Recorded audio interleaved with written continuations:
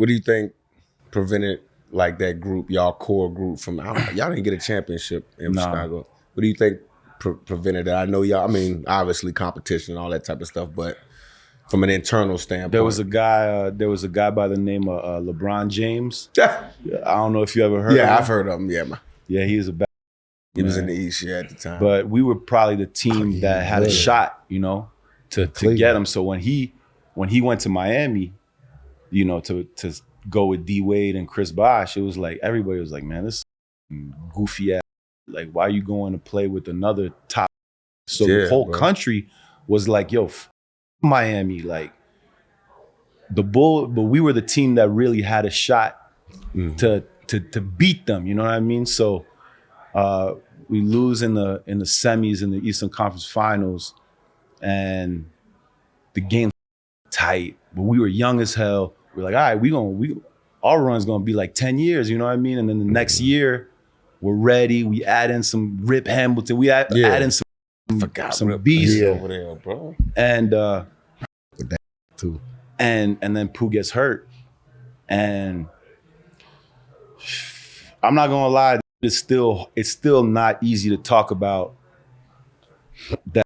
Like, I'm not gonna lie, like we was all real hurt with. I mean, top guy, good guy, tears his ACL on the court. We're ready. Like, in my mind, it's like, I'm so hungry. I'm so ready. I've been training for a year straight for this.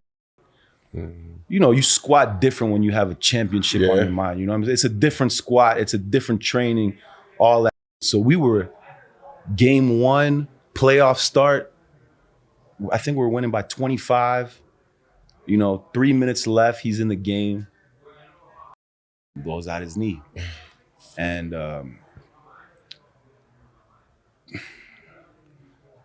it was really tough. But I think that now that it's over, and it's like, I feel like all that adversity made us closer, because when I can look back on it now, it's like all you have at the end is your relationships and your memories. That's it. And even though we didn't have that moment where we could just, it was like putting up the trophy together, first checks together, like the life, the journey together, like for us not to get it, but to still be as close as we are. Just, it's like he asked me to be the mediator of his wedding. Like, I was, what's the word I'm looking for? Official of his, I officiated his wedding. Like to say, I do? Yeah. It's like, you may kiss the bride. Did you do that in French? Nah. I'd have said, hey, look, blood, I ain't finna let this go to waste. French, because I think they said that's the sexiest language or something. I think Pepe Le Pew used to speak that in the cartoons. That was my Pepe Le, because he was the only player they had on Looney Tunes, and he was trying to get to that skunk, bro. But he had started hitting it with that. You gotta hit some of that Pepe Le Pew when you marry us, though. He ain't. Nah. He didn't want that. Damn. He wanted everybody to feel it. Yeah, no, they would have felt it. They would have felt it. They would have had their ass floating. Yeah. Would have been there, damn, feeling like, damn, did I just get married too? I'm single in the month. I feel married after that. I got one for you, bro. I know we gonna keep y'all. Man, shout out D Rose. Shout out D Rose, bro. Legend, bro. Your thought on the current NBA right now? Now, big men your size, they shoot. They stay on the. They don't shoot. Like they be pulling. Yeah, they do. But they be pulling. You played in the old style of NBA too. You know what I mean? Like, you think this style is good for the future of the NBA? I mean, just look, like, I think that when you're done, I think you got to be careful, because the game always changes, and I think the game is, we didn't have to deal with all the social media and all that. Yeah. So I think the kids have to deal with a lot more. And if you're an OG and you're over here hating on style of play like that, then you're not going to be able to connect with the younger guys. So it's just like being able to chop it up with them And it's different. It is different. But like, you're not gonna tell me that these guys are probably 1 through 15. They probably more skilled. They have more individual skills. They have their skill set is just, I'm not gonna say better. It's just different. You know what I'm saying? The game's more sophisticated. It's definitely nerdier.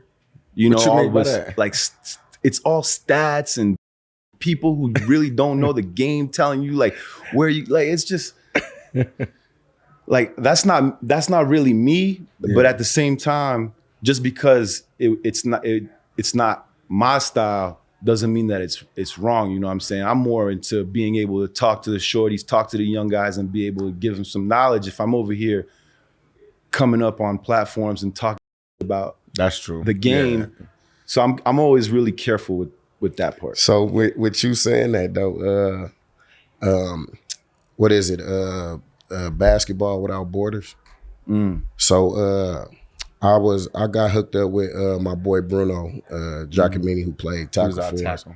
And we used to go do American Football Without Borders. And we used to go to, all these countries to teach the game of football. And recently I went out to Senegal. And I went to the BAL? Yeah. What's it be? The Seed Academy, yeah. And I seen that you was in Indiana hollering at, some of the guys, from Africa that came over. I guess they was doing like a combine or something. And, we was, I'm looking at, come on. And, you was telling them about consistency with, their gameplay. And, when Mike, bring up that situation about, the game changing and what's going on. And from a perspective, if you see that that's what the game is changing into as a player, why wouldn't I practice to fit the mode of the game that I'm watching? You know what I mean? And because I tell Mike all the time, like, you a hater. Because he call it analyzing or whatever. It is some old I believe that there's fundamentals of sport, no matter what. We can talk about styles all day, but the fundamental way to shoot a basketball is the fundamental way to shoot a basketball. The fundamental way to block, the fundamental way to read an inside zone. There's fundamentals to sport that I don't always believe is being taught because people gotta rush product out. You know what I mean? Because that's to go and get that bag right now. You see what I'm saying? That's to go get that bag right now. So we talked to Dame, and one thing that stuck out the most was Mike asked him something similar to the question, and he was like, what he said was, it's entertainment now. Yep. To the fact where, all right, you put on a game and it's to entertain the fans, which takes away from the integrity of the actual game. But when I when I look at it, it's more so like, if I see that you got a 7'6" coming down and pulling from the logo and that's working, and I'm a 7'6", why am I gonna go to the block and post up, to try to get the rock when this is what is being shown to me? I fit the prototype of what's going on. Why not mold myself to be that player? 100%. So I get there's a lot. I just want to say there's a lot to this, and I think this is really interesting. First of all, shout out to you, Beast Mode, for going to Senegal. I've been to see. Hell yeah. Shout out Amadou Gallo for starting that 15 years ago. That's the only sports basketball academy on the continent. Wow. And you were there. Really? I've been there, yes. They told me that you were there. Oh, for real? So I've been a couple times to see. They were talking about you. But did they tell you I was there getting buckets? Hey,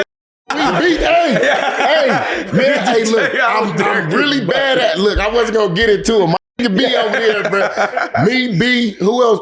Real and you were A Boogie. And A Boogie. And we had one of the assistant head coaches at San Jose State women's basketball.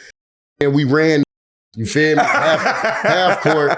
And I ain't gonna lie. It was a very, very different style of basketball that they probably was not ready for. But if you could just say beast mode and then drop that on the basketball court, that's exactly what they got. Yeah. You feel what I'm saying?